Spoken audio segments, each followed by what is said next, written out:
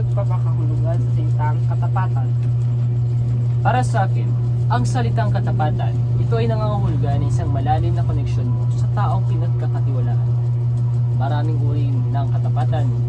May katapatang para sa gawain, sa eskwelahan, sa paaralan, sa trabaho, di kaya sa pag-ibig. Paano mo masasabi na matapat at marangal ang isang tao? Hindi natin kaagad masasabi na kapag isang tao ay matapat o isang. Hindi tayo maaaring musga base lamang sa kaanyuan nito, sa pagmumuka, kung ano siya, sa kilos niya. Sapagkat hindi natin talaga alam kung bakit siya naging ganyan. Ang masasabi ko lang, o isang senyales na makakapagpatunay na isang tao hindi matapat kapag ito ay nakagawa noon ng kasalanan. At alam na alam mo na sa isip mo ay gagawin niya ulit ito.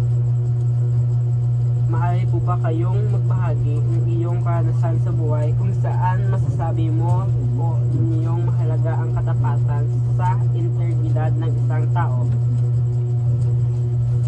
Halimbawa, sa pagitan ng pamilya, ng bawat miyembro ng pamilya, bawat isa ay nagtutulong-tulungan. Kapag ang isa ay nangangailangan, ito ay yung tutulungan. Ano ba ang sa pakiramdam kapag isang taong ito na yung talagang pinagkakatiwalaan ay hindi tumulong sa iyo o di kaya kinalimutan ka lang niya agad?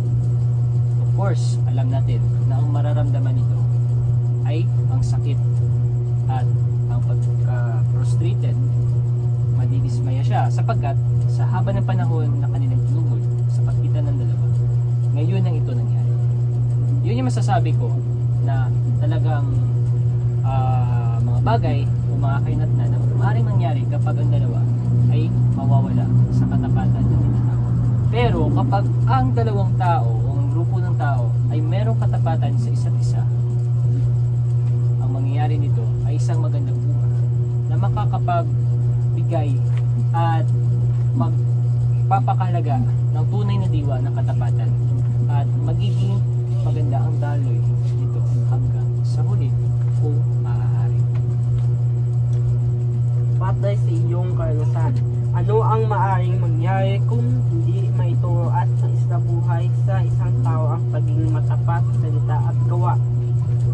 Maraming mga tao dyan na pawang salita lamang ang kaya nilang gawin. Pero pagdating sa aktwal na gawa, na gawain o mga bagay na kung saan kinakailangan ang kilos, marami dyan. Pero yan ay maaari pa rin maayos. Pero base sa akin, ang salita at gawa ay napakahalaga sapagkat malalaman isang taong iyon na ikaw ay katiwala. Ikaw ay maaasahan sapagkat alam na alam niya na dahil lamang sa iyong salita o di kaya sa gawang ginawa mo noon ay maaari ka niya ulit na pagkatiwalaan. Ang katapatan ay mahalaga sa isa't isa.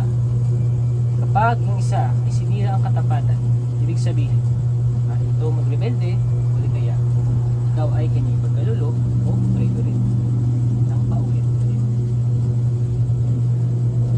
Ano po ang inyong maipapayo sa amin bilang mga kabataan tungkol sa katapatan sa salita at gawa? Ang tangi ko lang maipapayo sa mga kabataan na hanggang bata pa kayo, maayos lang yung mag-explore kayo ng mga bagay sa mundo. Pero tandaan nyo na bawat bagay ay may limitasyon.